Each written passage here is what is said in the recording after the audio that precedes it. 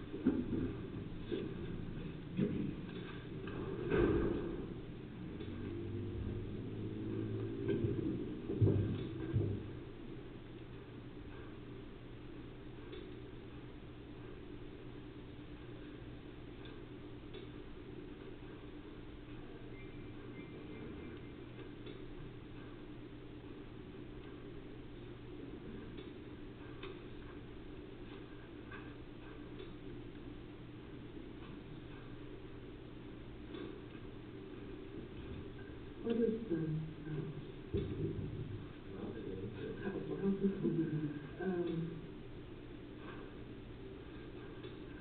the charges for the ads? What ads?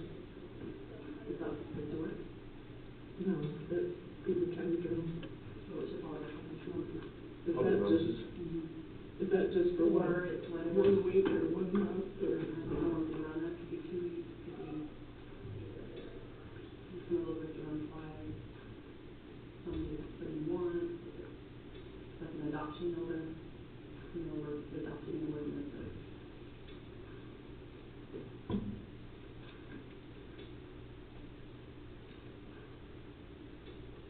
So you pay twice a month or once a month?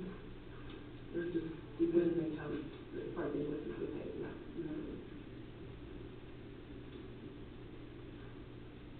We pay weekly, and it's just a matter of when invoices come.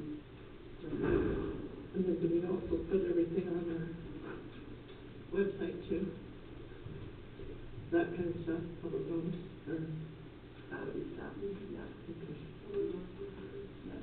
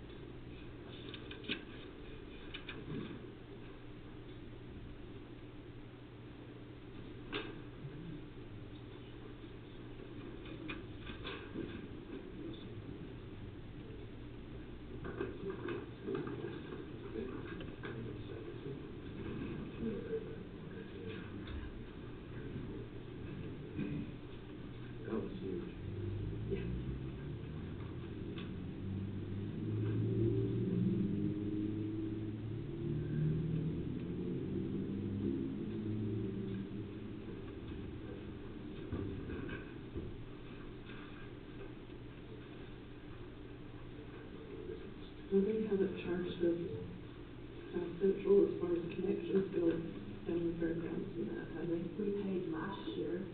For the temporary one, right? Mm-hmm. So I think they're hooked in, well, they're not connected live, but they've trenched it and got the cable there. I think they probably won't invoice us until. I don't think they will at all. The way I understand it, I don't think they charge you on your connection, South Central, and things like that. Not until we want the service. Well, but you pay. So we were with another provider, but they still had to run because we had a phone line to my house. They had to run there. And then once we got rid of the other provider, we went with South Central. We just had it was not a connection. connection to anything, you just go to the surface. Right. Well, that's what I'm saying, is I don't If they think, ran that temporary line, they would have the line in there, right? no, because it wasn't really installed. Oh. So they've done a conduit line, permanent conduit line, but what they're telling me is that I'm not seeing an invoice for it yet. I don't think they will. I don't think, because they're gonna run it into, they're gonna run the fiber into the building, the fair building itself, but they think that the live stream and everything over to the announcer's stand will be able to feed off of that, that we shouldn't need anything else for our streaming events. So, That's just the money that we're showing that. 13 million, whatever. Yeah, the opioid settlement money. Yeah, we basically hold it in trust. We just hold it. Southwest Behavioral invoices us for the staff, because that's what we have to allocate for. Right, okay. And then we pay Southwest Behavioral Health the invoice for the staff. So they bill us quarterly. And I haven't paid it until we've completely, had enough to pay for it, but we hold it in trust, basically, when they come. but is that just the new money that was Yeah, it's just shipping the over the old money. number? I know, but I'm Yeah, just saying, yeah, it's just, but it's not gonna be as much as what we originally thought. So, Yeah. like, 2,000 here, 2,000 there, 10,000, it's not just an amount. It's because it's. Yeah, because that, It's not coming the way that they, So I've had to wait until I have not the way enough they to pay. sold it to us. Exactly.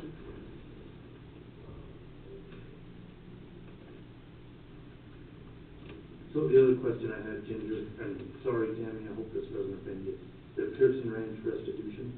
Now, that goes through the court.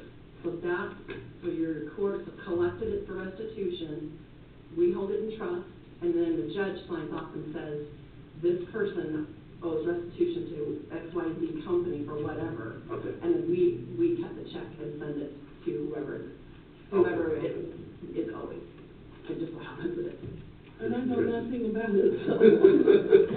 Although, can I ask, there's a check that I'm trying to get a copy of, I have it in cash.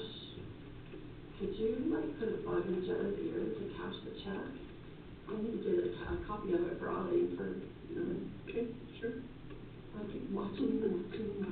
All right, so, Things that happen while I'm. yeah, that's why you're gone, yes.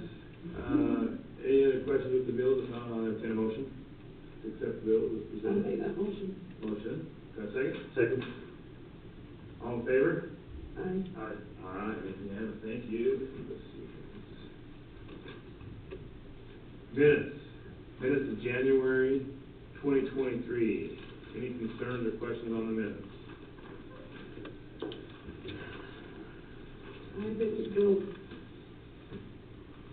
digging for me and hate back in there. I didn't have any issues with any of it. I went through them. The best I could remember, I didn't find anything, so. With that, I'll entertain a motion to accept the minutes as presented. So moved. Motion, got a second. Ginger, we good? Any concerns with minutes? All right, all in favor? Aye. All right, make that unanimous, thank you. There's a little ahead of schedule.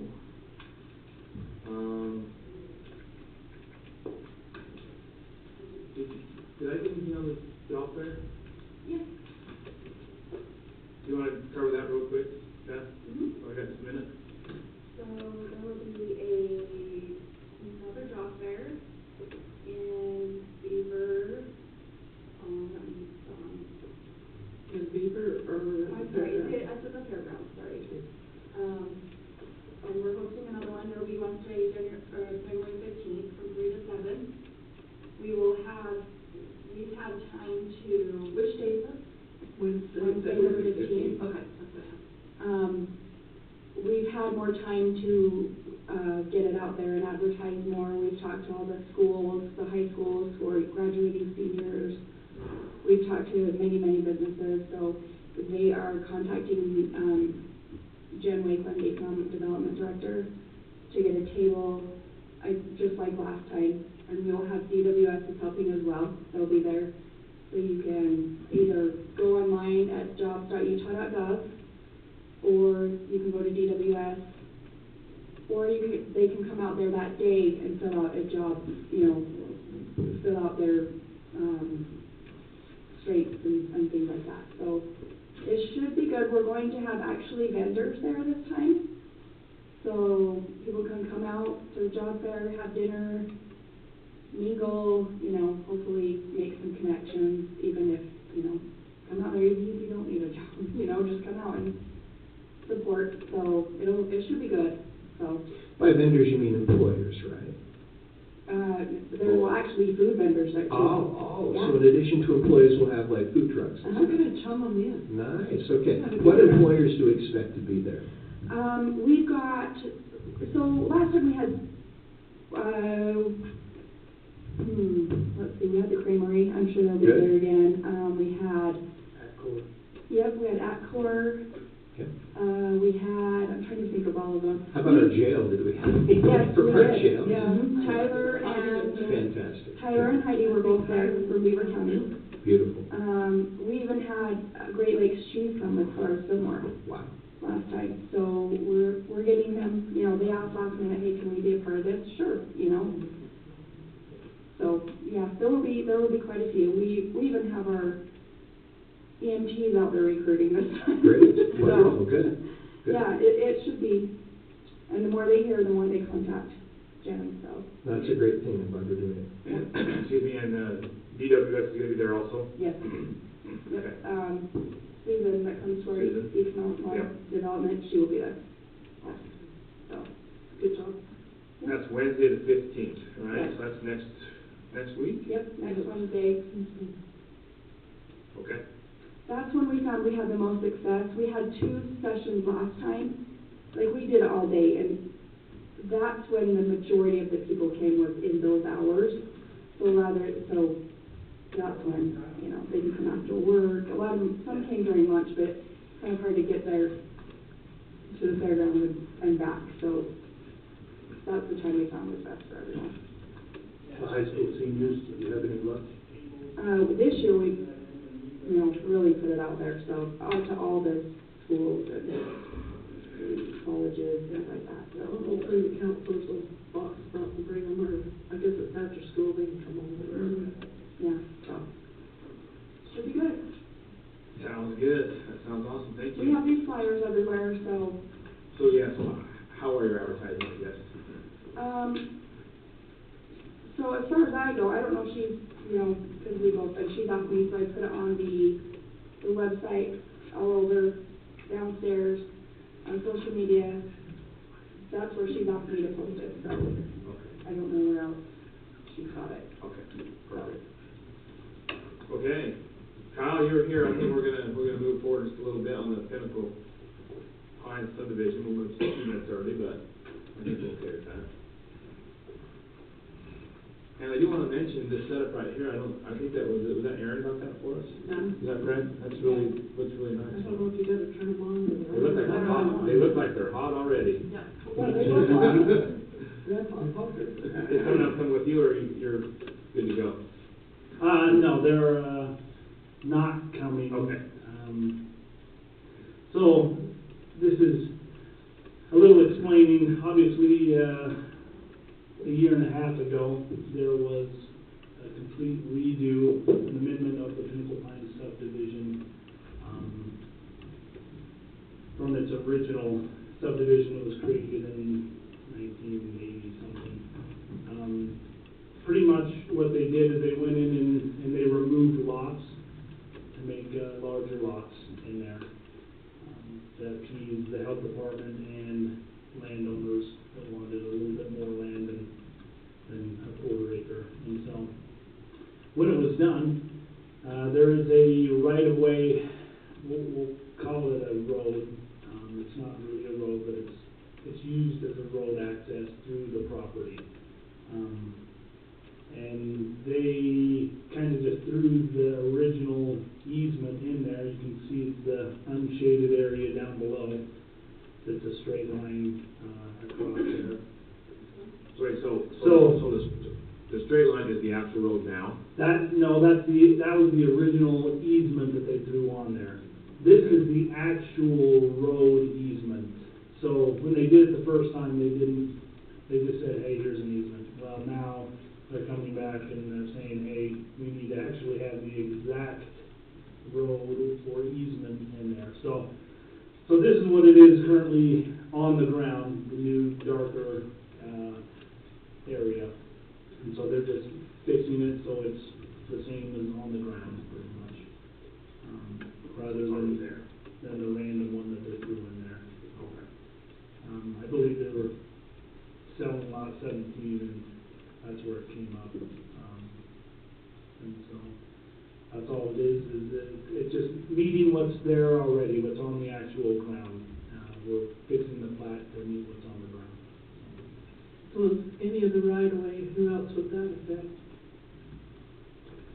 No one. So the right-of-way is not going away or anything like that. It's just continuing. It's pretty much putting the right-of-way on the paper, right? They drew it to begin with, Right. but they drew it wrong. They just, hey, we'll throw this easement in here, right? Because it's there, but they didn't actually It's more of an idea for them. do the exact. How many people use the right way? A lot. Yeah. I would say a lot. I mean, that road's already existing, and they're already using it. Been there for a long time now. Yeah. The county maintaining it, or are they maintaining it? The They county, don't have an RMA. they're pushing the snow. No, they're pushing the snow through that. When they originally did it, they were actually going to shut it off. They were going to close that off because it was going through the middle of the lot, and then they adjusted the lots. The water line actually goes through there with that road. I keep calling it a road, but it's an easement. It's not an actual road for our standards. It was there, people started using it, and then it turned into, now this is what everyone's using to access certain areas. So, for information, can you tell us where the Pinnacle Pines subdivision is? Yeah, so it's up, as you're going to the lower lodge on Highway 153, or Highway, 153. Instead of turning right into the lower lodge, you would turn left, and that whole area is the Pinnacle Pines subdivision.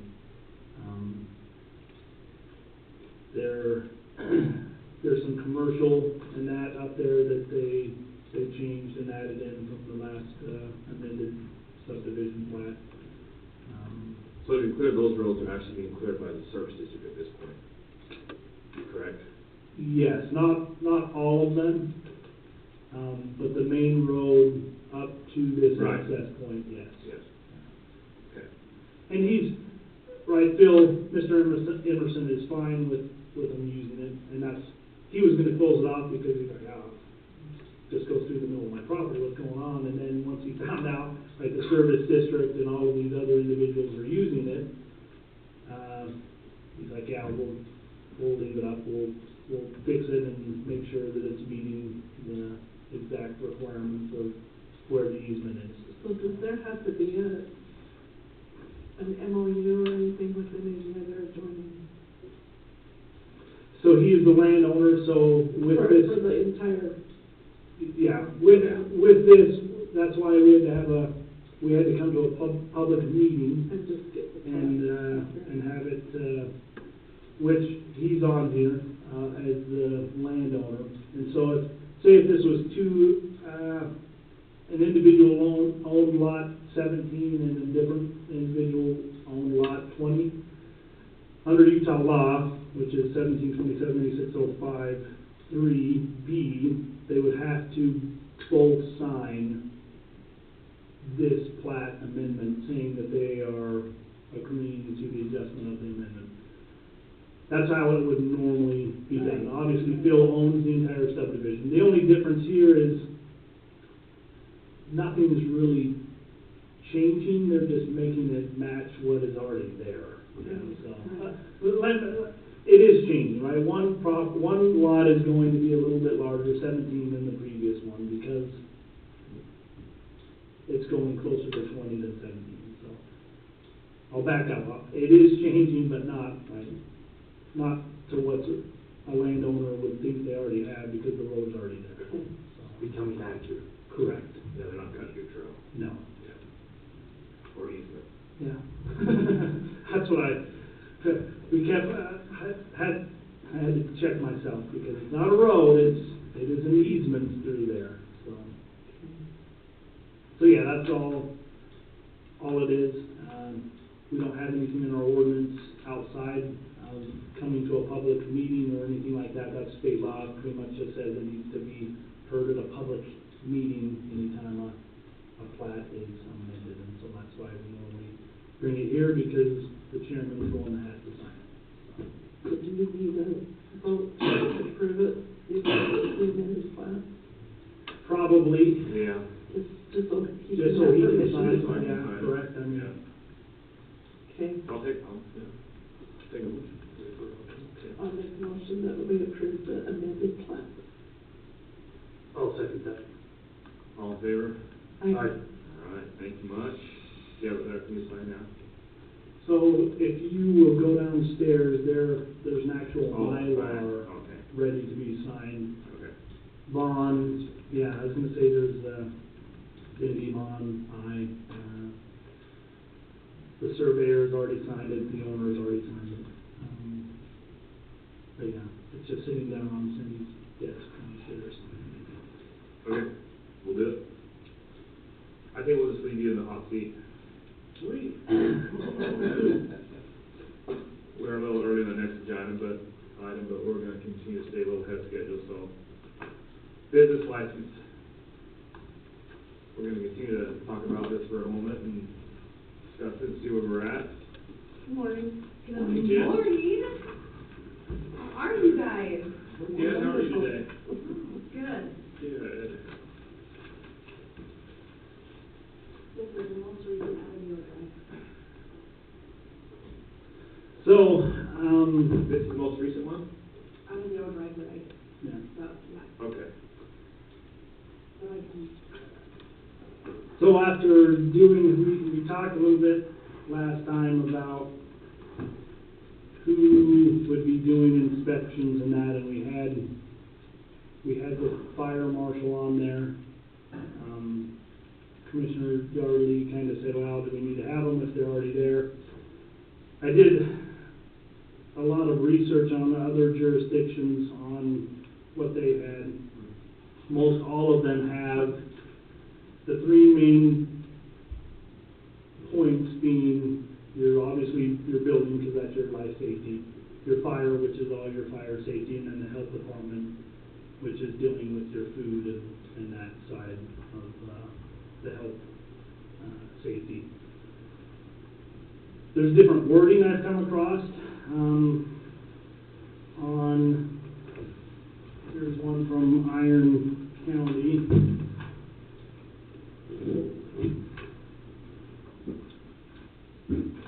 So, can I ask a question real quick? Sure. On these inspections, what businesses are we looking at inspecting? Is there a specific one or kind, or, is it anybody, or? So most of it is what I came across from talking to jurisdictions. So I talked to Enoch, Garfield, Sevier, Iron, Bryan Head, Cedar City, and Washington County. Most of what they came across is they require inspections anytime people are coming to the business.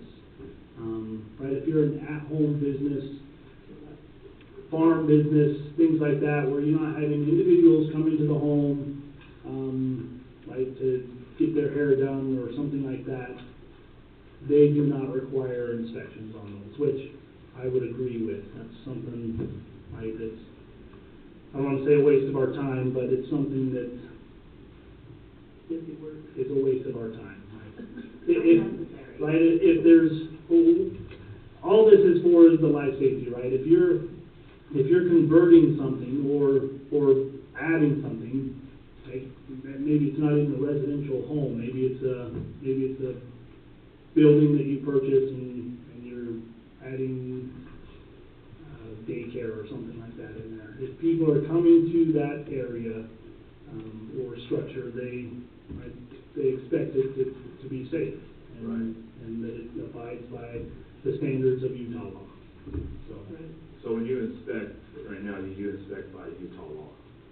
Correct. So right now, under Utah law, pretty much at the, and our county ordinance, if something changes, meaning, if you went and converted a building and it met all of the zoning in that area, let's hit that one first, right? It meets the zoning, a conditional use permit is permitted.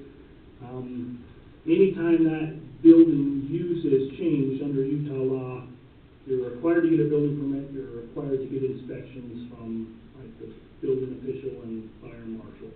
And so those are kind of the two that's already required under Utah law. And so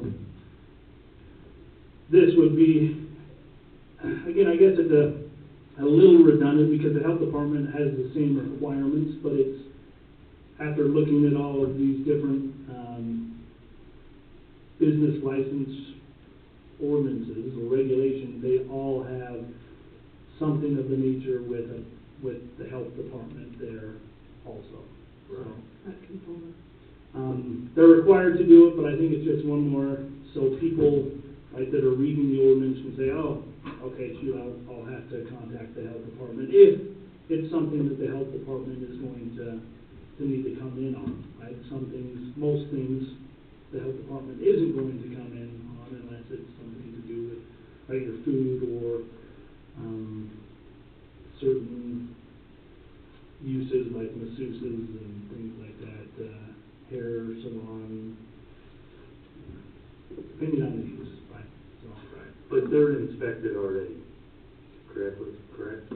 they're supposed to be. They correct. can be inspected already. Yeah. Okay. Yeah, there's our, so like a restaurant, they're going, annually, semi-annually probably, to do certain inspections on the food side of things and the health side of things with restrooms, kitchens, and that stuff, so. And same from the fire marshal, that he'll do the safety inspections in the restrooms. He can do the safety inspections. So if it's a new restaurant, for sure, yeah. Just like I would, if it's a new restaurant, for sure, I would go in there and do those things. After that, that's kind of where the issue arises of whether or not they can and cannot do that. I know certain standards under Utah law says that they are allowed to, and others kind of contradict that.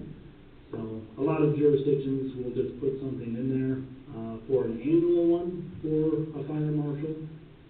Like, I found state code that said they could come in at any time, any reasonable time, the fire marshal can. so if they know that there is an issue, right? So, If they've been made aware of an issue or Right, they come so- to understand the issue. let's see. The screenshot of it, I just have to find it. Where it is necessary to make an inspection to enforce the provisions of this code, or where the building official, or, this is the building official, but the fire official is the same, has reasonable cause to believe that there exists in a structure or on the premise a condition that is contrary to or a violation in this code that makes the structure or premise unsafe, dangerous, or hazardous. That's kind of the same exact thing as what a fire marshal would have also under the IFC, International Fire Code, so. So is there a difference between, so initially, the one, I didn't pull up as many as you did as far as business licenses, but the initial application in that consisted of, and always listed first is the building inspector, and then usually the fire marshal, and then the health department, and then what was the fourth one? And I talked about this the other day because I didn't know what the acronym was. The AHJ or the authority having jurisdiction, or No, which? it was like C's, like it had a bunch of C's to it. I don't remember, see, I can't even remember now, and of course I didn't bring the paper, I was. Shoot, I Let me can't know either, there. but, It was under Enix City, and I just kind of was gonna say Enid City. Same thing. Yeah. So the initial application had all of those inspections, all of those, you know, whether you're you're a new business or you're applying for the first time as a business. So they had all of those check sheets up front. And then you get down into it, and then you know, it depends on what your, Uses or what use business or you're whatever, doing. whether you have follow-up ones Correct. annually or 5 years. I mean, there's a bunch of different scenarios there.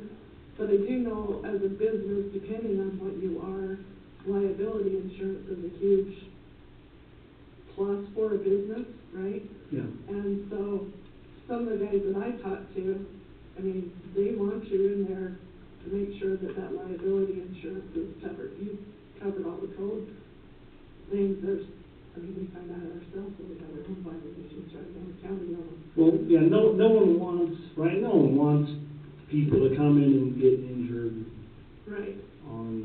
while they're at their business, obviously. And so I would say most business owners want to be protected with that. Right. So Right. you have the few that, right, say that they're gonna self-govern, but I can give you 1,000, different, cases where those same individuals that want to be self-governed, have major issues when they do stuff. So, I mean, and they're not intentionally, right? They're not intentionally trying to say, hey, I can do this on my own, and then I'm not gonna follow that, right? They don't know that, I mean, there's 16 code books, and Right. so Right. there are lots of. So tell me the difference between what a building inspector inspects for and what a fire marshal inspects for. So a building inspector is pretty much your structure, right? It's all of the life safety with, first of all, we'll say to start ADA, any ADA requirements in the building, and then from door sizes to. So an ADA is actually a law by federal law, correct? Correct, yeah. So it's federal and state, obviously. Yeah. So. And so that's the big one that's retroactive, right? We don't go around and say, hey, you know, your ADA stuff is wrong because your business has been there for 20 years. But if someone were to go there, right, and fall or get injured, they could sue that business just like that, right? Whether that business is 30 years, the county had to do it, right? There's a reason we changed our restroom downstairs from the men's to an actual ADA compliant. Same thing with the museum. Correct, and because it's, right, you can say we're an existing building, but I'll use the example of the Family Dollar over in Enoch. It was built, and within a year and a half, there's actual organizations that go around the country to check ADA, and then they pretty much go in and say, hey, this is wrong. We're going to sue you unless you give us, you know, $15,000 or something like that. And so it's an ugly business, but that's why. Because ADA is retroactive. It's something that you always have to, and there's new ADA laws that are going into effect, and people will have to update those requirements. So hopefully they do those things to protect themselves. They want to protect themselves, but. So I'm sorry to cut you off. I cut you off twice now, I'm sorry about that. But when you inspect, is it the Utah code that you're inspecting these buildings to be up to, or what code are you using? So it is a national code, but Is that- Utah amends it.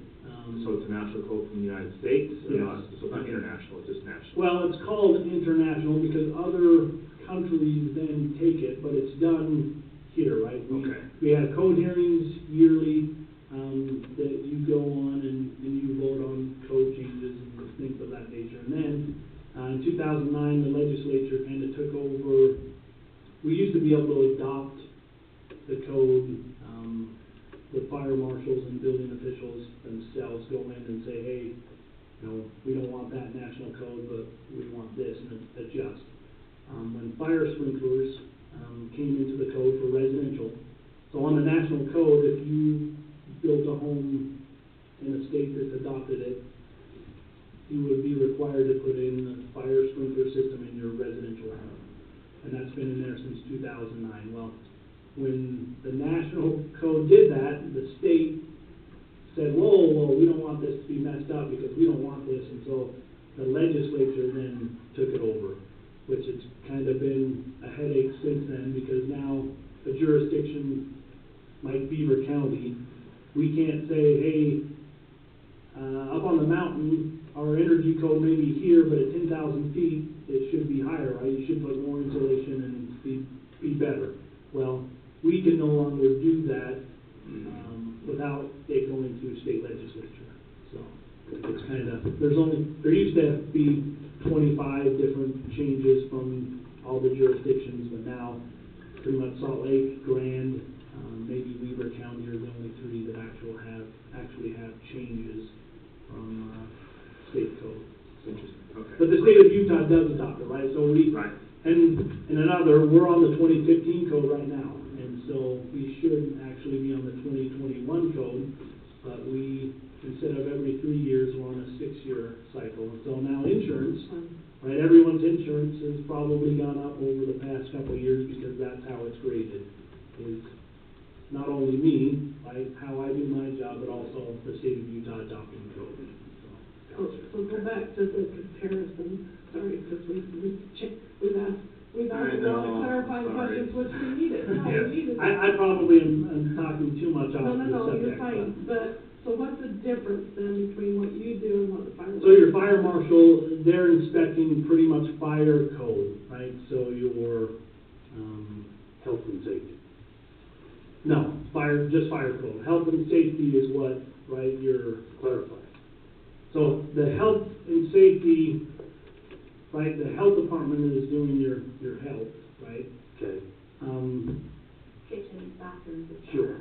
correct. Fire code is going to be more, Fire code is your flammability Escape. materials, response, Escape, Escape. exit, fire. exit signage, fire alarm Extinguishers. systems, and fire sprinkler systems. Those are your main three that a fire marshal would be checking. So what are you gonna do that he's not gonna do? That's the question. So mine is the entire building, right? The entire structure is what I would be Okay. inspecting. The So electrical. mechanical, electrical, plumbing, building, guardrail, fall protection, stairs, ramps, handrails, ADA. ADA. all of that. So- Lighting, all of those things. If we pass this and now a business has to be inspected that's been in business for 15 years, let's say, you go in and inspect them and say, now you've been doing it wrong for 15 years, you've got to make these adjustments. Is that correct? So, yes and no, right? You're So, really good at yes and no. I mean, the building code is not retroactive, just like I said, right? You can't go in and say, hey, this This is was something. built in 2020, or 2000, let's say 2000. Yeah, so, Does that code, does it help and the new one is in? not necessarily. Again, So that's the thing, right? There's only certain retroactive things in code. Okay. Okay, and so, say they added a sink or something like that. Now, the code for GFCI protection, which is your electrical around that sink, has changed since 2000. And so now, anything within 6 feet of that sink is required to be GFCI protected electrical-wise. And so that would be something you would check. Hey, you've added this sink, this receptacle is existing, but since you've added this sink, this would need to be changed, right? If it was something like arc fault protection or something of that nature where nothing has been changed with that breaker, that's not something we would go in and say, hey, you've got to replace that now, right? You, I guess, understand that. So if you're changing it, correct, you would have to adjust. If you are not, no. I mean, we'll say Utah law on rentals, okay? If you are trying to rent something out that doesn't have proper egress, the state of Utah says, hey, you don't have to change this to proper egress unless 5 exceptions, right, and that's one of those 5 exceptions come up. One being structurally. If there's no structural issues, then you need to change it to meet the egress for individuals to be able to get in and out. So, but no, I mean, if we walk in and the lighting system is not up to date, it's not like we can say, hey, you've got to change these fluorescent lights to LED because the energy code requires it. That's not what it would be. Now, if you have a building that's existing and you are converting that building, that's different. That's completely different. But if that's gonna go through a building license process to do that. Building permit, yeah. Building permit. Well, so that's, Which you still expect. most should, that's the hard part, right? Most should, because anytime, like I read, anytime you change the use or change any electrical, plumbing, mechanical, demolish any of that stuff, you're required under Utah law to get a building permit. And that doesn't mean it always happens, so. But yeah, that's the main difference. Your fire guys are looking at, right, those 3 main fire safety. The health department's looking at that health safety in the kitchen and bathroom areas. And then the building inspector is looking for all the rest. And to be clear, no one's inspecting our finances. No, I mean, that's what I read last time in state law. It pretty much says that we can ask employees how many employees you have and things of that nature, but state law says, hey, you are not allowed to look up any of those things. So, for example, every time we do a Beaver City inspection, like the health department, if it's required for the health department, and then the building official and the fire marshal. Same as Milford City. Yeah, pretty much the same from all of those jurisdictions I read. Most all of them, every one of those that I read all have 3. And OSHA can inspect any place of business. OSHA can show up at any point, any time, and find us or them, I mean anyone, right? If I was standing on a ladder doing an inspection and wasn't, right, properly secured up, and OSHA walked in the door, they could find, they have all the power, I guess. Sounds like these guys are pretty inspected already. I'm not sure we need to have another inspection. It's just my thoughts. Well, if the health department's already inspecting businesses, the fire marshal's inspecting the safety side, the exit signs, fire extinguishers, smoke detectors, those things. OSHA can come in and inspect anytime they would like. Well, OSHA's not walking into a residential home or, right, a random business like that, right? So. Yeah, I don't. Well, OSHA's not, they don't inspect, I think, what's their threshold as far as employees and stuff like that, because they don't. Correct, They don't just do random businesses, No. they only do ones that have got, what, 15, 20 employees and. Yeah, I'm not sure the exact I think number. they can inspect any business from that. Yeah, but they don't. That doesn't mean they can't. Yeah, but that's not. I mean, I know they had But inspections each- out to the mine and different things like that, but they're not. That's MSHA on the mine side. I think what he's saying though is that each entity has specific things they're inspecting, so they're not gonna all inspect the same thing, right? Correct. Well, Building there should inspector, be- fire marshal, and health department are inspecting different things, Right. Yeah. that's all. And there should be standards. That's what you're saying. Okay, we do gotta keep going along. Is there anything on, so did you change stuff on here, on this thing you got here, this second one? No, I haven't changed anything on that one. I did want to bring up the definitions. We can adjust some of the, most all the definitions are at the front, right? And part of that is to be able to read what that definition is before I get into the meat of the regulations. And so we can adjust maybe how we word an adult-oriented business, maybe call it something else so it's farther down in the definitions. But most of them that I've come across, just like ours and our ordinances that we have, the definitions are at the first. That was another thing I'd written down from last time, so. Well, I think we need to stay consistent. There's no use reinventing the wheel as far as definitions go. It needs to be similar to what the state does and whatever else.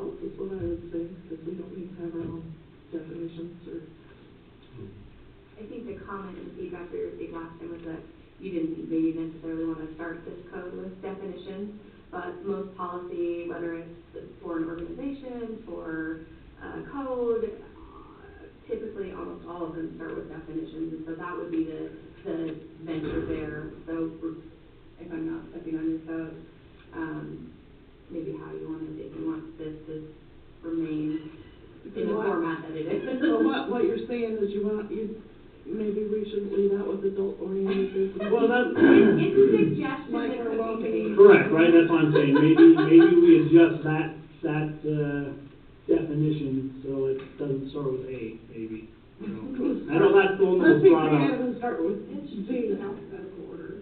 Yeah. so. We could call it a sexually oriented business, and that's what a lot of jurisdictions actually have it as. So it's Very deeper in the, down. That in sounds the like a good content. idea. I would make a motion to amend that list of definitions.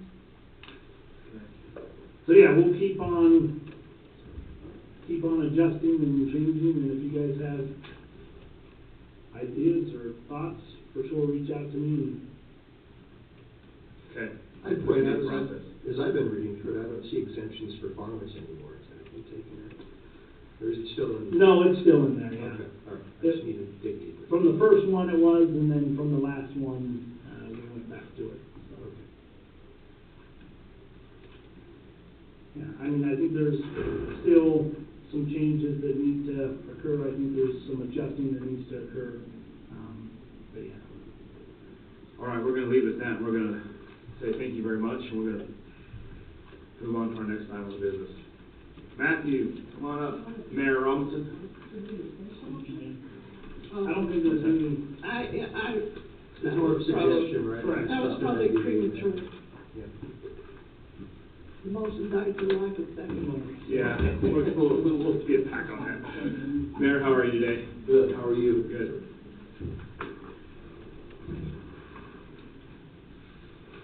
Hope everybody's doing great this morning. Yeah. Beautiful day. I think it's beautiful. Sunshine, it's sunshine, it's nice. Okay.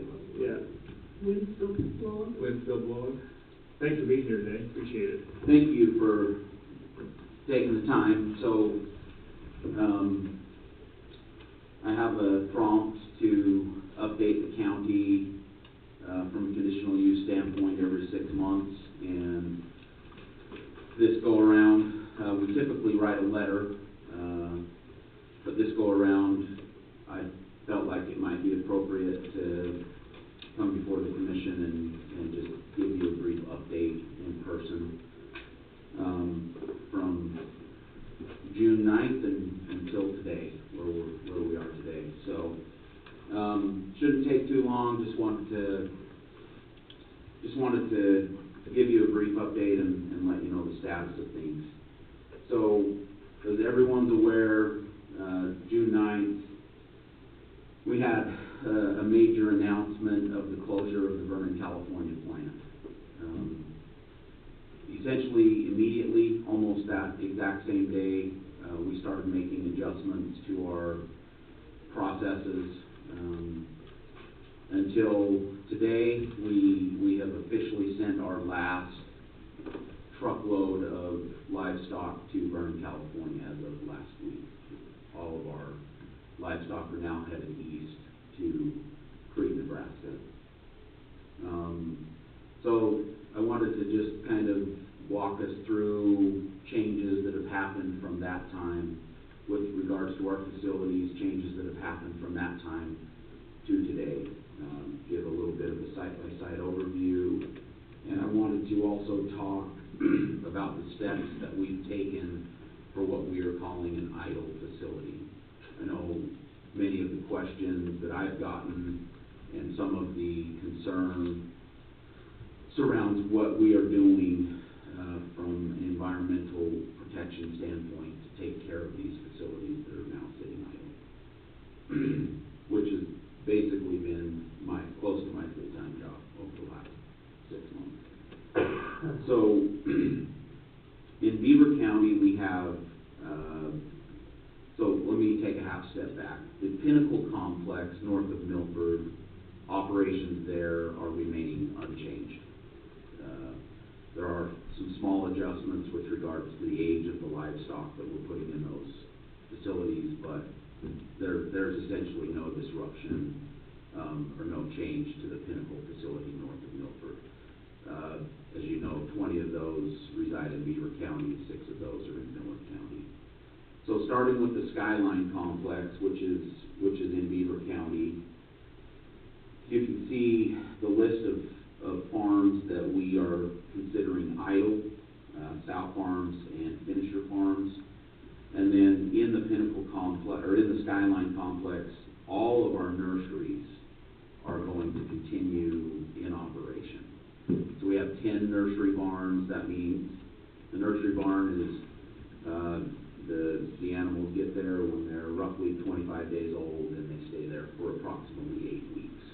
So 10 of those facilities will be continue in operation in Skyline. We'll also have at least one what we call a transfer station. It's a biosecurity protocol where we'll load outgoing animals through one side of the facility, and then they'll pass through the facility and then load them onto another truck on the other side of the facility, which is when they head to their destination. So the usage has changed, but for all intents and purposes, we'll treat that barn just like any other barn that would have livestock in it. So here's an overview map of the changes in the Skyline Complex. So everything circled in green is planned to continue in operation. Everything circled in red is what we're going to consider an idle facility for the interim. Any questions on that? I'll just keep rolling through, and then we'll field some questions at the end. In the Blue Mountain, what we call Blue Mountain North, this is also still in Beaver County. This would be what we would call the Blue Mountain 1 and Blue Mountain 2 finishing complex, for those a little more familiar. The idle facilities are listed there, and those facilities continuing in operation are also listed. Those 3 facilities will be what we call gilt development facilities.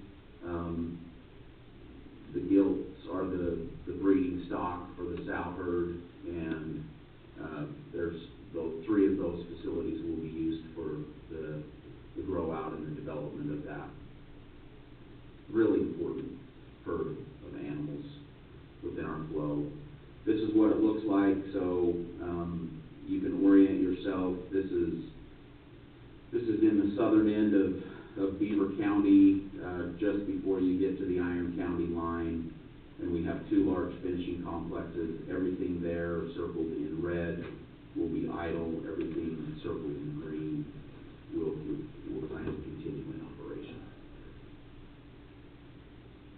And then finally, crossing over into Iron County, we have a list of nurseries that will be idle there. And a recent adjustment is we were planning on idling 3 of those 8 sow farms there. We're going to continue operation with all of the sow farms there in what we call our Blue Mountain South Complex that's in Iron County. So there's a photo or an aerial view. So probably most importantly, and what I wanted to update you on is immediately we started developing what we call our idle farm checklist. Now, this checklist that we've gone through is actually 4 pages long. It has multiple different departments and specialties focusing on what we're doing. Obviously, these are multi-million-dollar facilities, and we're very interested in maintaining those. But with regards to what could potentially affect our groundwater discharge permits, I call these out specifically. So each idle farm, we've gone through a comprehensive emptying, cleaning, and repair of the feed systems, up to and including installing some brand new equipment in these farms, just to make sure that that important infrastructure is repaired, buttoned up, clean, ready to go. So there's no remaining feed of any kind in the feed bins or in any of the feed systems or the feeders themselves or the pits. Completely cleaned out. We've shut off all fresh water with up to and including a hard disconnect and drained those water lines. So there's no potential of freezing pipes or broken water lines or anything like that. So we're using antifreeze in those lines where necessary. We've emptied and flushed and cleaned all of the pits. As you're aware, our animals live on slatted floors, and then there's a pit that collects the manure, a few feed waste and different things. Those have all been completely drained, flushed, and cleaned. Actually inviting third-party engineering firms, the state Division of Water Quality, to come in and inspect those. And I'm certain that inspection process will start. But they passed our inspection process, so we feel pretty confident that we're ready for that. We've disconnected and drained all recycle systems. A recycle system brings lagoon top water back into the barns to charge those pits so that it makes them easier to maintain and flush. Those systems have been disconnected, drained. We disconnected and cleaned all of the drain lines. That's the piping, the underground piping that takes the manure from the pits inside the barns to the lagoons. We have continued to inspect lagoon levels, and we have a plan for these idle farms. We're currently moving through the capital approval process to de-sludge and make beneficial use of all of the remaining manure in these lagoons of the idle farms. So that process would likely play itself out over approximately the next 3 years. Some of those have a lot of top water on, so it's just going to take several years of evaporation to get to the point where we can make beneficial use of that manure, if that makes sense. Let me see what else I'm missing. We are continuing with our monitoring schedule as if there was no disruption. So we have a very defined groundwater monitoring schedule and an elaborate network of monitor wells. And our monitoring of the groundwater there in all of our facility will not adjust at all. We will continue forward with that same process, no change. That's a pretty important piece of information for everybody to understand. We report to the state twice every year. We have a comprehensive report that shows the results of each monitor well, and that process will continue unchanged. Is there any questions about that? That was just exactly what I was gonna ask, is who you report to, the DEQ or Yeah, DWQ? it's the Division of Environmental Quality, specifically the Division of Water Quality within that department. And I know those people very well. I'm sure you do.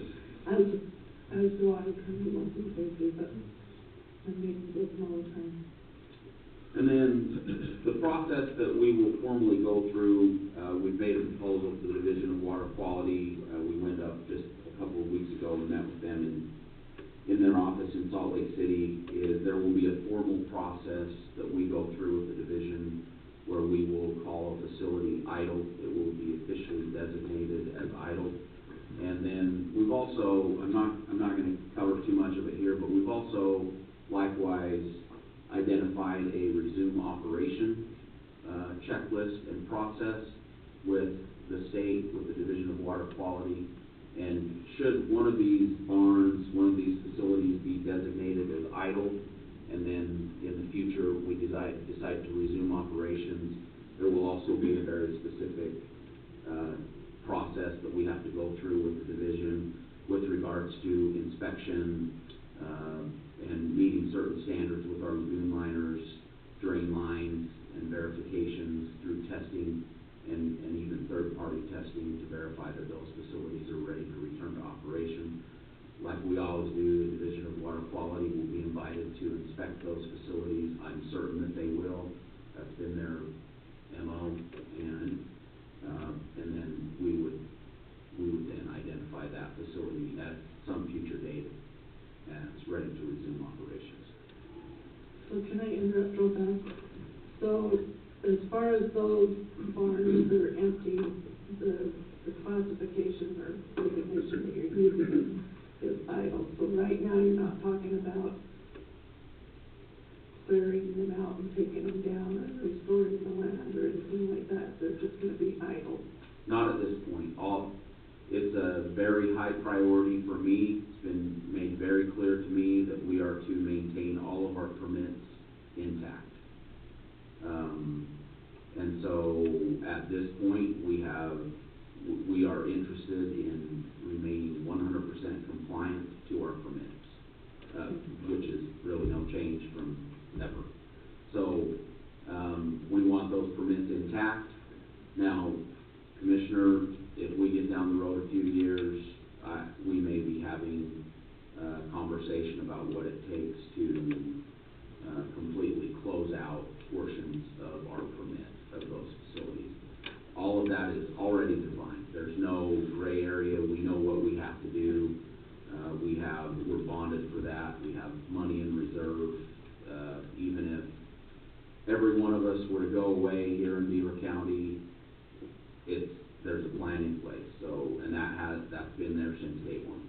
So there's a very specific process that we go through to close out those facilities and restore the real estate. But right now, there's no plan for that. No, it's been made very clear to me that we need to maintain these permits intact. Thank you. So, On the south end of it, are they all company barns now? No more contracts on the south end? I believe that's correct. Commissioner, I don't know the exact timing. There may be one or two contracts. There may be a small handful of contracts that are still in effect. Although no, we've shipped our last animal. So I think those contracts are now completed, and all of what we would call our grower, it's a different contract than our Pinnacle growers. Sure. But all of those contracts are now completed and closed out. I think the last I heard is there's still a couple that have got to do that cleanup, like whatever you've got on the back end to finish some of the cleanup as well. So my wife, our family actually was one of those south contract growers. So the process was, we shipped out our last load of livestock, and then we were given a very specific checklist of things that we had to do.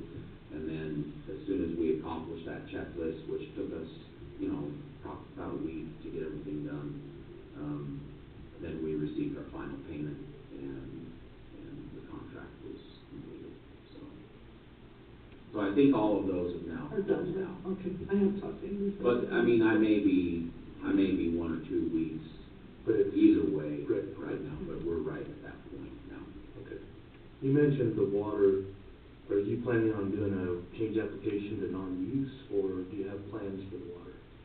So some may be aware, we have currently, through the end of this week, are submitting or accepting proposals for lease of the water there in the Milford Valley. So that's our plan right now, is to take excess water that we have available and lease it out to those who may be interested. So we'll see how much interest we have. Thankful that we have so far really good snowpack this year, but I know that there typically is quite a bit of interest in that. So. Couple more questions, if I may. Security, will you remain, I guess the security will keep running around those idle buildings? Yes, and we'll continue to inspect them as well. Okay. Our, So you'll be entering those buildings periodically? No, we're actually boarding those up and sealing them. We're actually sealing all the Okay. entries with security tape, and so unless the state would want to inspect them, we're not planning on entering the facility once we determine it idle. We will continue to inspect the lagoons.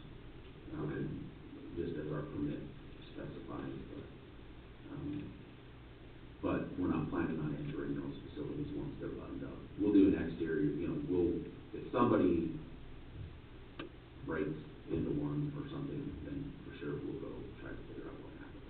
Okay. And then my final question, well, a short statement and a question.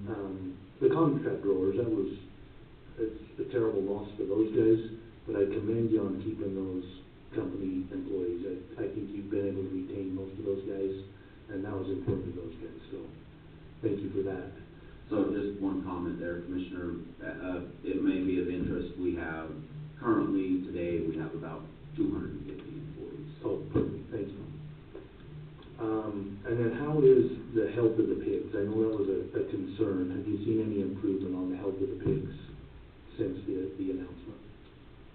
Yeah, to be honest, that's one of the things that we're focusing on the most right now is the health of our herd. I mean, it's always been a point of emphasis, but if we have a good, healthy herd, that's probably the strongest leg that we have to stand on moving forward. So the health of the animals is improving. It's a very high priority. We're looking at everything from genetics all the way down through,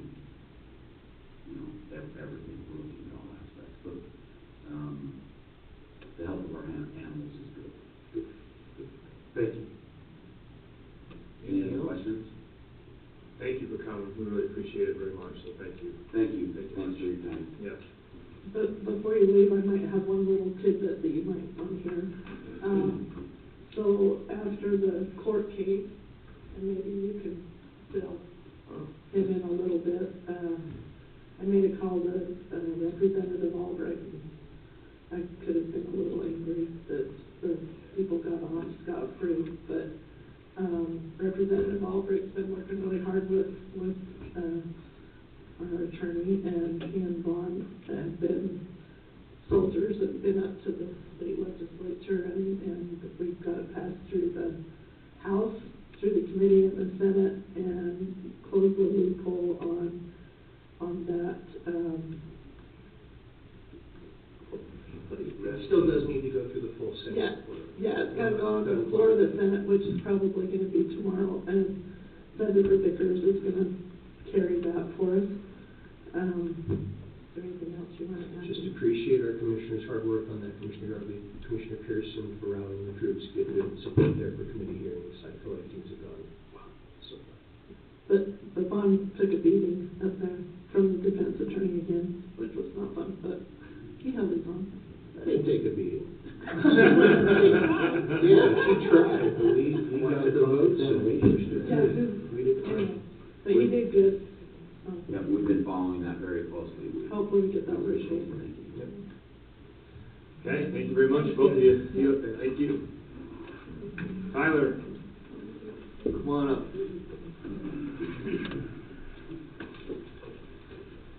Hey, Long time no see. Yeah, Deep Well MOU. Wash my hands before I come back. I'm glad. This has already been discussed earlier, right? Yep. Out by Fairgrounds? Yes. Yes. And there was 3 or 4 different sites that were proposed, and we really only had one that we wanted to use, so. Can you go to the map stuff? And I guess give a little background on this real quick, if you don't mind. I don't have a lot of background on it. Okay, I perfect. just was Dominion Energy, I right? handed this packet and said, here we go, this is what we're doing. And I got a little feedback from Doro, but existing, You gotta put the microphone on. this deep well, I guess is something to With keep the main- system with the gas running the line. way Gas it's supposed line, to be yeah, running. yeah. The gas line. Yeah. So we propose that they put it next to this, there's an existing cinder block building right there on the north side of the fence. We wanted to keep it out of the parking lot, of course, for that reason. So as far as I know, Dominion has agreed on this site and wants to sign off to get going. Good. Yeah, their original proposal was out in the middle of the parking lot by one of the power lines, and they didn't like that at all. No. That was gonna be a nightmare, so, I think this is the perfect scenario as far as that goes. There's already power and that, and then we might be able to run power off of that at some point in time too, right? Yeah, well, vicinity, so it should be easy access for them to get that done. Yeah, they came and gave a presentation a few months ago, we already kind of agreed with it and everything, just needs to get the spot right. And my understanding is the building did belong to Minersville, but it's been turned over to the county. Yeah, It hasn't it's been on our used. property anyway, but Yeah. I think they built it, but they have no use for it. So I don't know, do you know if we would have to have some sort of an MOU from Minersville town that just says it's abandoned and they don't, I don't even know if there was ever a MOU in there as long as I remember. Yeah, I'm not aware that one even exists. We could certainly look into that if you'd like. Well, we don't wanna drag this out any longer, these guys wanna get their roads dug and get things done, so Yeah. I think make a motion to approve that if it's already designated which is that shortened down, so it's only. So, this says exclusive right-of-way and easement grant 41860. That's gonna be the specific wording, I think, that we'll do the motion on. Right. That sound okay? Is that gonna be? Did you see this? Have you seen this? Do you want to see that? I think it's this packet, isn't it? Yeah. Yeah, that's what it said. It should be proposed site number 1. Or is that what it says on here, is it the proposed site? No. Or it's got all of them. It's got all of them listed. They've got all of them listed, but the one that we want to go with is the POD number 1. But I think we're gonna have to do a new one that just only has the one. No, I gotta clarify that. I talked to Kevin. POB means point of beginning. Oh. Point of So beginning all of is these one are listed, as necessary. yes. They are listed here and not right here. Oh, they're all right there. So POB one, POB POB two, two, okay. Right, so they're all relevant to the project. yes. So it looks like they are. Okay. So, yeah, the motion would be to authorize you to sign the exclusive right-of-way easement grant 41860. Yeah, okay. What he said. So Pat, I mean, I'll second that one. what, we got a motion first. That was a motion. Oh, Well, I can't make you it. can't make a Well, motion. that's what I said. Oh, so you made the What he motion. You're gonna second it. All right. You got that, Ginger? All right, all in favor? Can you explain what this is a little bit better? What the deep well is for? It's to help their, gas line, Dominion, Crestbar Gas, Dominion, Okay. their gas line. It has to help their gas line stay efficient, not get rotted out, I think is what I understand. Yeah. And erode, so it helps us stay more efficient, last longer. And it's just located in Minersville? Yeah, At the fairgrounds. at that fair spot right there, yeah. Okay. There was a bigger presentation. Yeah, she came 2 or 3 months ago. Probably November. I can't remember what it was Yeah, for sure. earlier, I think it was way earlier than that. Was it really? Like August. That's close enough. Yeah. Anyways, somewhere in there. Okay. One more thing, Kyle, while you're there, that, if you will, the courthouse museum elevator repair, just at the bottom there, just real quick, there's some money involved there, so. Right? Yep. 5-year load test on the museum elevator that's required by the state. Contracted company that we have taken care of these elevators has submitted this work order. So I would ask that we just sign off on it so I can get it online and get it going. Okay. So, and then what is their, so we obviously didn't pass the load test, they've got to do some repair work. It will all be after. Okay.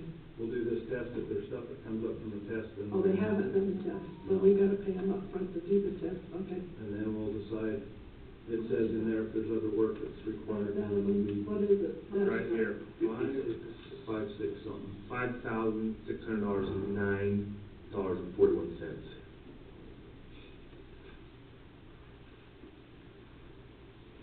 I'll entertain a motion to accept that bid. Get it fixed. I'll make that motion. I'll second. All in favor? Aye. Aye. Thank you very much, Tyler. Thank you.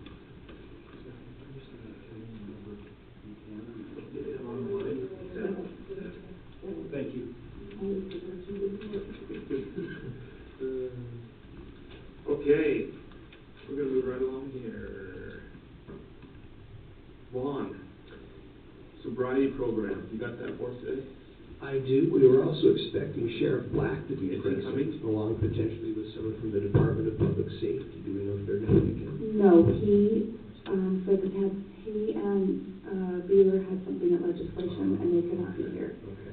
So, Well, I take- think he might have called Commissioner Norton. I talked to him about it, yes. Okay, Yeah, they're tied up. Well, I'll summarize, and then you can jump in and add to the conversation. In a nutshell, the sheriff wants to enter an agreement with the Department of Public Safety to allow for, as part of a person's release from jail, or perhaps even as a condition of probation, for them to be monitored electronically, specifically to determine alcohol levels. It could be a useful tool in DUI cases, it could be a useful tool in alcohol, drug-related cases, just to verify that the person who's not supposed to be using alcohol is in fact not using alcohol. Right now, the sheriff's office offers GPS monitoring for some instances where people are released from jail, but the judge wants to keep a close eye on them. This would add to that, so this would be an additional service the sheriff's office could provide to the court, to our community, to just kind of help people stay sober and off the alcohol while they're on probation or awaiting sentence in the case. And are we paying for that kind of monitoring, or is it inmate? Well, there's going to be cost to the jail. If you read through it, you'd see that there's a cost attached to it. But typically, part of every court order is that the defendant pay for the costs of the monitoring. So there'll be, according to Sheriff Black, people I talked to him about, there will be a little bit of initial cost. I think to get to some of the items and the monitoring stuff, Right. but the costs will be directly to the individuals who are using it. That's correct. Right? Yeah. Yes, there's the fee there, so. But he's in super favor of it, you know, Sheriff Black is, and I think it helps the individuals still continue in the rehab and their probation, area. They can continue to work and do things so they're not, they still feel like they got some individuality, I guess is the word, and still can be able to do things. So I think it's a very good, he thinks it's a great program, so. So is this a volunteer program, or is it gonna be court assigned? Well, I suppose it could be both, although in my experience, it's more likely to be court ordered, right? As a condition of a person's release on bail, if the judge is concerned about their alcohol use, the judge will order it. As a condition of probation, if the judge is worried about drinking, the judge is going to order it. So my guess is that probably 8, 9 times out of 10, it's going to be ordered by the judge. How many people that are released do you think the judge would put this order on? 30%, 50%? You know, I wouldn't dare guess, but I can tell you this, probably 80 to 90% of the crimes in Beaver County are alcohol or drug related. Okay. If they're not using drugs, then the drugs or alcohol are impacting the domestic violence or the assault that they're involved in, or their motivation to commit the burglary or the theft. Alcohol and drug abuse are highly linked to crime in Beaver County. So you would highly encourage them to use this? Oh, yeah. Oh, yeah, I think this would be, not a solve for everything, but this would be an effective tool in our criminal justice tool belt. So, I guess on the fee schedule, do we know, I wish Sheriff Black was here. Yeah, I wish so too. I don't know the exact, what our responsibility will be initially, from the standpoint of the county, or his department. Well, it'd still be the same, because it's still come under his department. I'm just wondering, we can talk to him later, but how soon does he want to implement this? Like now, yesterday? Well, you know our law enforcement friends, they always want things done now. And so if he were here, he would probably be pushing you to get this passed quickly. But if you'd like to maybe push this back for a couple of weeks so that he can be present to kind of answer your questions a little better than I am, I wouldn't have any objection to that if you want to just table this for 2 weeks until he can be here. I hate to mess him up if he's got things, Can you scroll down just a second for me for a second? I wanna see Yeah, something. also, can I read an email that the sheriff sent me regarding this? Where do you want me to go? Actually, you know what, maybe I got it. Further down? You read your email. Okay, unfortunately, I have to be on the Hill on February 7th. Kylie will be with me. Please keep it scheduled and let them know that I am 100% on board with this and want to see it pushed through. If I'm able to get a rep from my office, please speak this on my behalf. This program will, without question, help offenders straighten their lives out and give them opportunity to continue to work and provide for their families. It will also hold them accountable for their actions, and if they fail to work the program, we will deal with that as it comes. That's what he sent me. Okay. I mean, so, what I've seen here is, you know, admin fees or fees collected by the participant, really, so it's nothing, I mean, that's gonna be their cost. Typically, if a person doesn't pay for the ankle monitoring, then we bring an order to show cause, haul them back into court, and they have a chat with the judge. And most of the time, it's effective. People keep their fees paid. Every once in a while, when they don't, then the alternative is jail or prison. Right. It's showing on that chart that per person, the county retains $6 of the total, Right. charged by the participant. So there's kind of an admin fee, and then the state retains the rest of it. I don't see it as a huge money maker. I think the idea is to compensate the jail for its time in administering the program. Right. Well, Well, do you guys have any concerns, or are you ready to? not really. I guess I'll make a motion to approve it. Okay. I think the cost is gonna be minimum, and Let's scroll back up to It's the all top gonna be step. Junior can back to those guys anyway, so I'll go ahead and accept it then. Okay. All right. 24/7 sobriety program. That's the motion. That's the motion. 24/7 sobriety program. A motion and second. Might need that after the legislature. All in favor? Aye. Aye. All right, make it unanimous. All right. Do you want to talk legislative stuff for a minute? Oh, sure, we got. Yep, you got it. Yep. Okay. So just the top bills that we're following, and I think Cody might be, the sheriff, sorry, might be doing this today. But, Senate Bill 114 is our jail contracting funding, and that's part of the fiscal ask going forward, and fixing the formula on, the daily bed rates and programming and all those things. You guys are part of the joint jail committee where they were explaining that. So Senator Owens was the sponsor, they've got Jeff was the Senate sponsor, and it's already sailed through, the Senate, passed unanimously on the floor of the Senate yesterday morning, and now it's assigned to committee. Jeff Burton's gonna carry it in the House. We're hoping that's all, that's what we can keep rolling, and, so the HB 114 is what we were talking about earlier with Vaughn on the livestock theft amendments.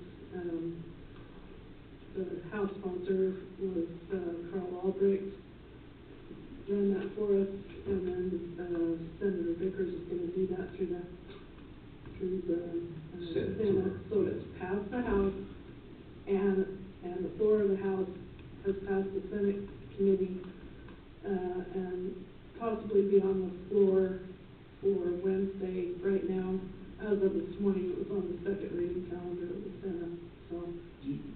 Do we know how that filling is on the Senate floor? Okay, so this was my, What do we need to- what we need to do. I think we need to shoot a text out to the entire Senate Okay. from Beaver County and asking them to support it. So, this might be something that Steph can pull up for us. There's a way to do it that's easy, and I have to get on my computer and figure it out, but you can pull up all their cell phones and kind of send like a group text, only you send it not as a group text, you send it individually. Right. And because they read so much stuff that they just don't, you know. We wanna give them that today, that it goes on to the floor. Well, Sure. it's tomorrow. You said when, okay, tomorrow, so Tomorrow's Wednesday. tomorrow's for So sure. we need to do it today. Okay, I'll send the email. We need to in do the it morning. tonight, Yeah. or whatever, so that you've got a heads up. And there are activist groups that are already inundating them with emails and just overwhelming them with stuff. And so a text might be a refreshing alternative That to all text the is really emails. simple. Okay. And then it's short, sweet, to the point. I do like Doesn't have to the be text. I on did all get a response too last long, time, so. Good.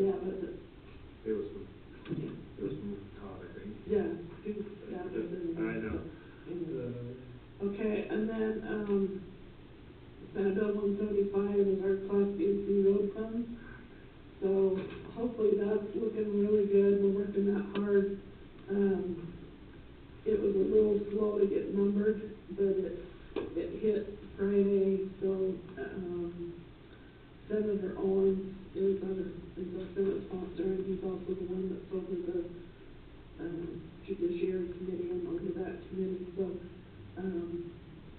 it is, Senate Transportation Committee, and I did. What does the C-175 do?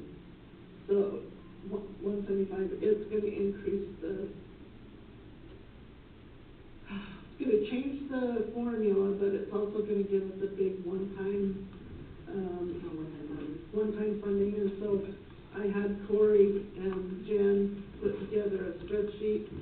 So our ask is just over $5 million. We're hoping to get one-time funding of $5 million right now. And so basically what this does is, so a history lesson. Back in the day when Utah had the Olympics, they pulled all of the BMC road funding from rural Utah, from what they call the hold harmless counties, and promised to hold us harmless. They were going to make us whole, and have never done that. They've thrown us a few breadcrumbs here and there. So we've been, okay, don't use your farm language, Go ahead and use your farm. no, you won't like that one. We've been on the back burner for a long time trying to get our funding. And so this is gonna be kind of a peace offering.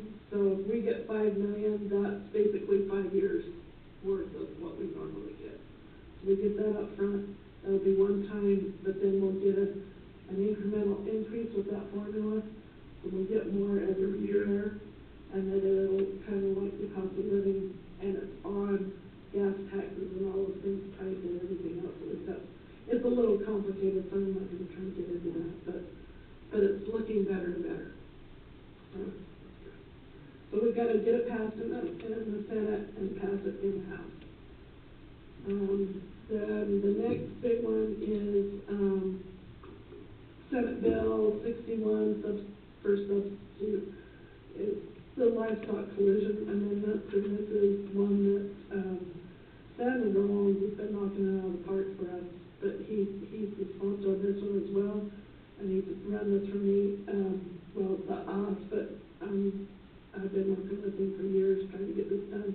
But Farm Bureau, cattlemen, the wool growers, everybody's on board with this one, and what it's doing is forcing the railroad to, maintain their fences, which they have not done in 20, 30 years. This is a good bill. How many letters have we written? Oh, yeah. A lot. Oh, yeah. You know, and so this is gonna fight.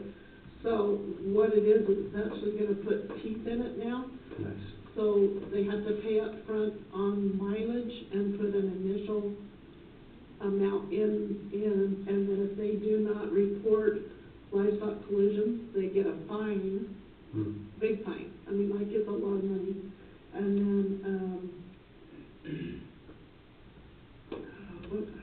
anyway, there's a whole. Oh, you're thinking though, they gotta maintain the fences along their roads. Well, they're gonna have to rebuild them, like, there's, Beautiful. a lot of those fences don't even exist Very anymore. nice. Okay, so maintain and rebuild fences, and then a So little. will that fund be used to build the fences? No, that's Okay. gonna pay, That's only for livestock. the livestock producers. So our argument, and I was glad to have Commissioner Yardley on there to help testify in this, they only wanna pay for dead livestock, right? And my argument is, you're not gonna have a lot of dead livestock because we spend all of our time keeping critters off the railroad tracks, right? But it's a management nightmare for a livestock producer. And then sometimes when there are the collisions, there's no reporting, we don't know, we don't find them, the cutouts have ate them before, all you see is bones, and then the railroad doesn't pay for them anyway, because they wanna fight and argue it, and all of the lifting, all the responsibility is on the livestock producer. So, Mike Schultz, who is a huge supporter of this, he's also the majority leader in the House. He's the House sponsor. It passed through we testified in a couple of different committees in the Senate. It's passed the Senate floor. It's now on the House reading calendar. I'm not sure which, it should have gone through the House Natural Resource Committee. I didn't see it. I'm not sure where that's at. It's a good bill. It's a really good bill. One we've been having for a long time. And they've been crying and whining because everybody's picking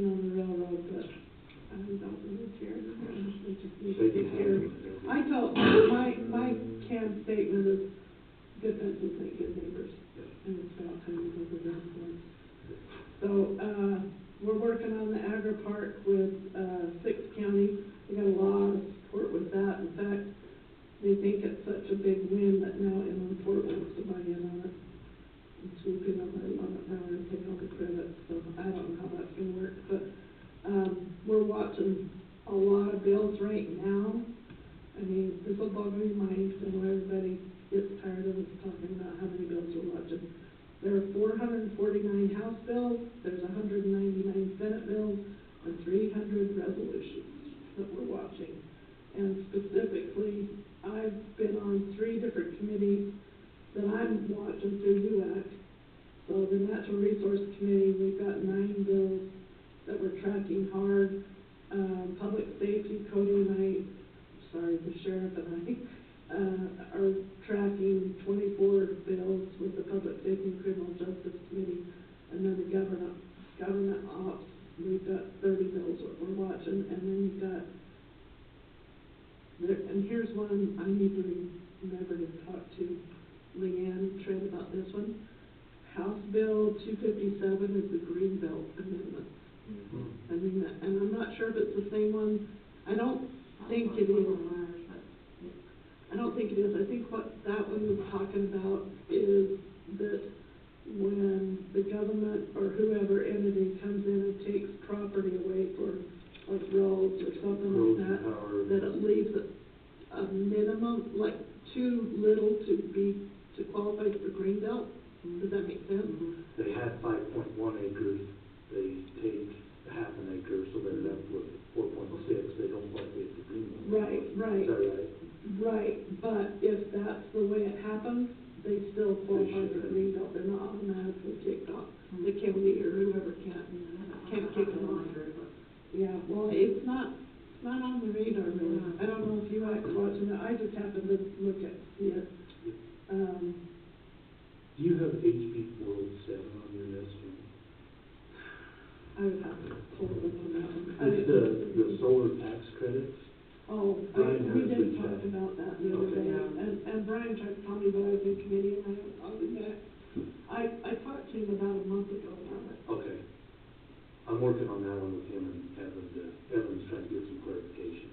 So the way I understand that is they're going to, and who is it that's running it?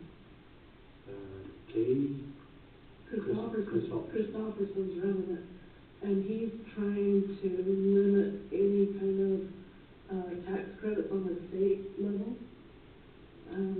Essentially assessed, or? I think so, but it's all on solar, all tied to solar.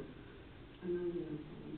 Yeah, and I haven't really got into the guts and feathers of it, so I know Brian and those guys are opposing it, they don't like it. Yeah. I'll do a little more research on that one. Try to know what I find. Yeah, tell me again. HB 407. Okay, that's probably enough. There's one other one I'm just gonna mention real quick, HB 351, which is the recorder bill. Oh, yes.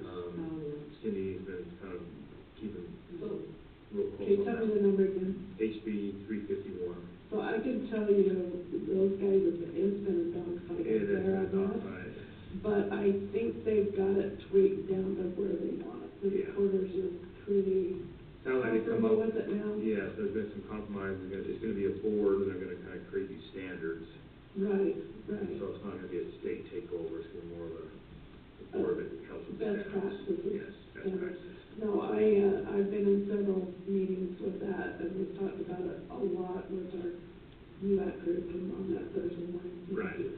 Shelley Brennan has been, the UAC president, but she's been the recorder.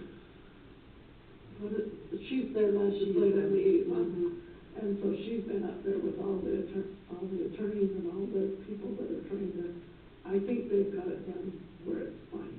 I think it's a good compromise, it sounds like. I talked to GMO sounds, GMO. yeah. Well, I just want to say thank you to both commissioners, Darlene and Pearson, for their diligence up there.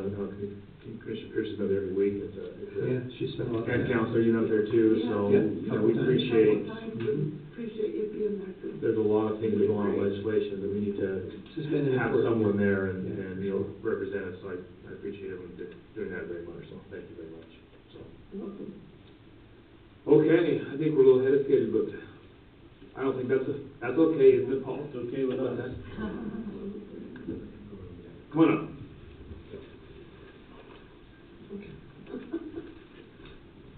Hey. How are you today? Good morning, everybody. Well, yeah, how are you today? Doing good? First of all, Commissioner Yardley.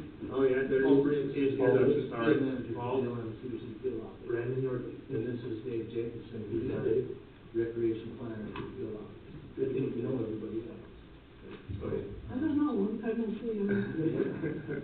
You're a busy lady. Everybody's busy. So, yeah, really briefly, we're just here, I'm gonna let Dave do most of the talking since he's the subject matter expert, but we You just might wanted have to to, pull the microphone over there, since I we think just you're wanted so loud. to bring it to your attention that, we're proposing to change our recreation fees throughout the field office, and we just wanna make sure you were aware of the process, where we are in the process. Mostly just informational, see if you have any questions for us, so. Okay. With that, I'll just turn it over to Dave. Sure. So in Beaver County, we do have one established recreation fee site currently. It's the Hanging Rock Campground along the Beaver River. Currently, we have not been charging a fee there. It's just been free and open. You think that that's wonderful job. I was gonna say, it looks really nice, so, yes, it looks beautiful. Major upgrades this summer. Yes. There's some new shade shelters coming to that site sometime this spring. And with that upgrade, we would like to start charging a fee there in comparison to the other fees that we're proposing. It doesn't have a bathroom yet, so at this point, we wouldn't charge the full $12 until a bathroom actually showed up on site. It is a site that you can actually pay for with your smartphone through recreation.gov, or you can just pay it on site. So at this point, it's not reservable. It's just a first come, first served type site. We could change that in the future if self-service was a little better there. You can get self-service, but it would be Not the best. Yeah. Yes. So, at this point, we're just planning on leaving it as a first come, first served type site. And then once the bathroom is installed, the fee would be $12. So you're just doing one bathroom for all of the sites? Yeah. So we don't really know how much use has been happening there. We have a device there now that counts traffic in and out. And now that there's a fee too, we should be able to start seeing actually what the use is. So we're not really actually even sure how many people camp there. We know there's a lot of day use there, but not. So is that fee a day use fee or a camp fee? It is a camp fee. If you spend the night at one of those sites, it would be $12. Okay. There is no day use fee. Okay. So camping would be allowed there. Yeah, you could camp there I think overnight. during COVID, there was a couple of Long-term campers. stayers, yeah, they were there for a long time. They like the facility. We do have one other site, it's called the Ranch Canyon Campsite. It's up Ranch Canyon on the north end of the Mineral Mountains. We're actually, it does have a fee. When we acquired that property, we established a $5 fee for the use of that property, but that property has not been used very much at all. So at least nobody's paying. Yeah, we would like to suspend that fee at this point until we actually upgrade the site. We would put a nice shade shelter there. We've actually even talked about putting a yurt on that site, potentially in the future, that you can reserve on recreation.gov. Is it rattlesnake proof? Yeah, we definitely need to but at this point, we're probably going to suspend that fee and just wait until it's upgraded at that point. If it was just a campsite, it would be $12 for the cleaning. I mean, basically, it's just going to pay for the spray there out there, clean our site on a regular basis. And then the future fees, we are talking about the Bear Rock Campground, which is just to the west of Rock Corral. We have a preliminary design for that campground. We're trying to seek funding currently for that campground. And then once that would be in place, it would be $12 as well. We're just trying to make it simple and easy for us to get all of our sites the same price for camping. So that one's been on the radar for a while. How far in the process are you on that? We have completed environmental clearance. The EA environmental assessment is completed. So at this point, we're really just trying to seek funding and finalize a design for that site.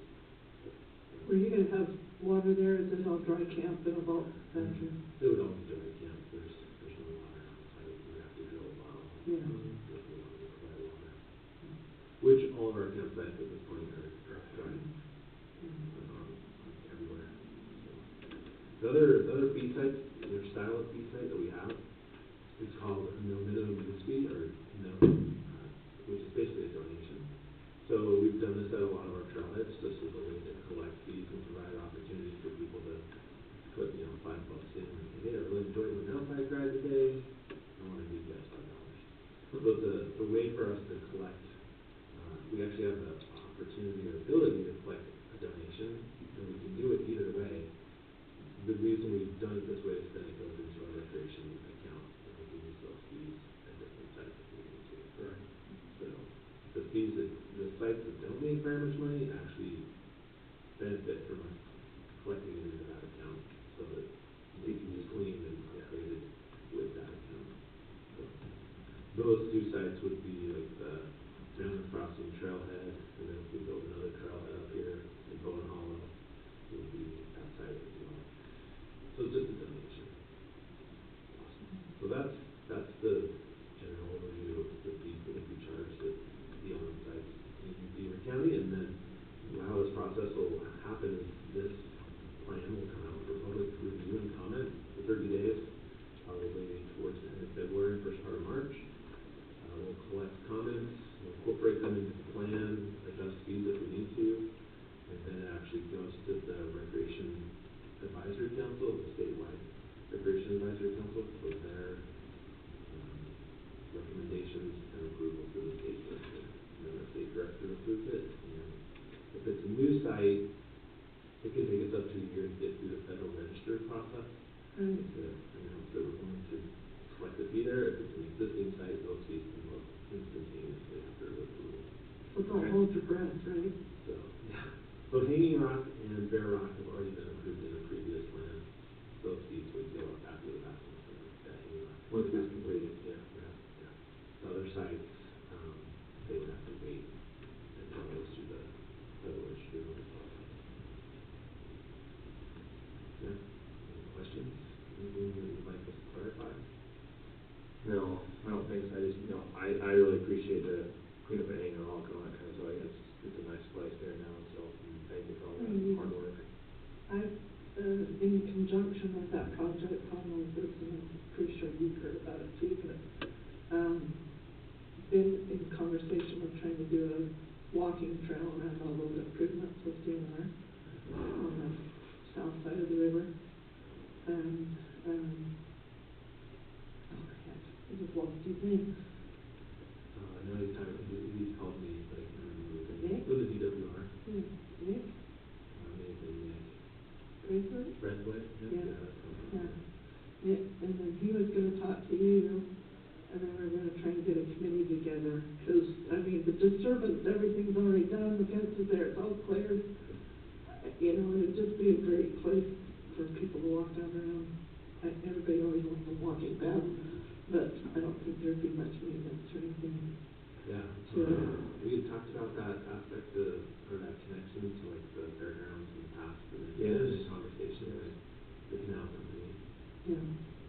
I think they're on board, Rocky Ford, especially since they bought that property, Rocky Ford miners don't own the property at all. So I think they'd be fine, but the disturbance is already done, The problem is crossing the river. Gotta figure out how to bridge that creek. We wanted to do it. It depends on how much water you got, right? We'll save it right now. Might be easy to cross. It is controlled flow. Anywhere that you put. No, wait. There's spring. It runs spring runs all year round, is the Yeah, problem. but it's the years that it runs over the Spillway? spillway. Yeah, it gets pretty full. But then it's only lasts for not very long. It has flooded back in '83, it was in '85, it flooded pretty good, but that's been a few years. Oh, it was pretty tight. It was pretty full here. A few years 5 ago, years too. ago? Was it? 5 years ago. Yeah, we'd be glad to work on that part of the Well, I project. told them, I said, I'd like to get the legislative session passed before I start trying to plug into the meeting. But we'll for sure get something put together. We need to get a committee together. Get pushed through. Yeah. One other question, you know about the bike trail up here? That phase is done now, right? Phase 4, is it 4? Phase 4 is completed. It's completed, yes. and we're hoping to have the high school mountain biking race course done, in June. Yes, awesome. Thank you for, stepping on that too, so thank you on that, yes. Let me cut one more thing, I got it trail. So there's a meeting scheduled for later today, I believe, with our state office folks and, not sure who all from the state, talk about a path forward on that. And I think what they're gonna talk about is, instead of each field office going out individually, what it might look like if they took that on as a state. That was supposed to be the plan to begin with, Right. and they were gonna give the reins to Dave and just let him go. Change direction a little bit, yeah, but hopefully we're not going away from the trail. Better not be. We got $1 million sitting there we're gonna spend. So I talked to Greg Sheehan this morning, state director. I'm supposed to meet with him probably next week, Thursday. I don't think we can fit it in this week, but who on that end, I mean, I know he wants to get it approved, he wants to get it done, but it's not him there's somebody underneath him that's doing paperwork or. I think that's probably part of what they'll talk about and probably decide today, is who from BLM to the state's gonna lead that effort. Will you let me know? I will, yeah. Or keep me in the loop? Cause I already got an invite for a ribbon cutting for our end of it. Everybody's gonna be right here in the middle of the lake. Yes, we did. And we're We gonna, did. we're gonna shame the rest of them into getting it done. The one other thing, I don't know how much bearing it has, but last meeting I attended, I heard on that, Fox Elder County still hadn't finalized their routes, Well, so. here's the problem with Fox Elder is nobody was ever talking to the commissioners. And, so that's another problem, is one commissioner, the only commissioner that's been there forever, has got some real serious illness problems in the family. And so he hasn't been able to follow it through on much of that stuff, but I'll try and call him tomorrow on the way out here. Make sure. Cause they started theirs clear out in the middle of nowhere, you know where, I can't think of the name of it, Grouse Creek, yeah. And nowhere, like, no staging area, no nothing, so. There's nothing there. Yeah, well, Commissioner Summers, he says, well, why don't you, I says, well, the least you should do is go past the Golden Spike. And that, I mean, at least that's a draw point, right? Yeah. So then No he says, connection. well, that's, not even that doesn't make sense, we'll just take on up, we're almost to Idaho. And I can't remember the name of, I can't. Snowville? Yeah, somewhere up there, so it's easier access, a better place to, and the whole point of this is to get your little communities connected, right? It'd be nice if you had someplace with fuel and food. Exactly. No, I told the legislature last year that we were planting current bushes all the way down, so they could even bring their electric vehicles. Some of those urban guys are like, really? You're playing with them there. Yeah. Thank you for all the improvements you've done on these roads. Thanks, guys. We appreciate it. Thank you. Appreciate you coming. Thank you very much. We'll be talking soon. Or, I don't know. Always, yes. All right, I'm actually gonna take a 5-minute recess before we come back to our closed session. Yeah, we'll have to have recess. And then we'll come back, we'll open up. We'll go to a closed session now.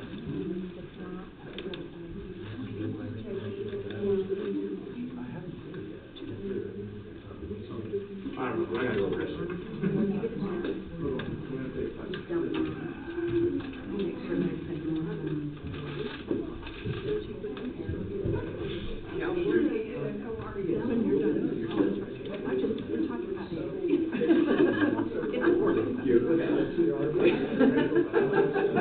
Well, that's what makes me feel comfortable, is not having to address it. No, you guys have been busy. Yes.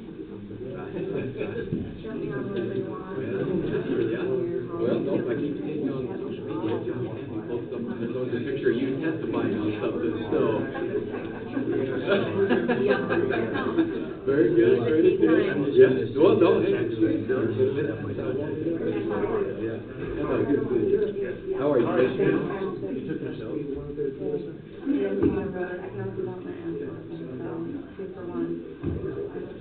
Been a little busy, Kevin has amazing things to say about both of these, so.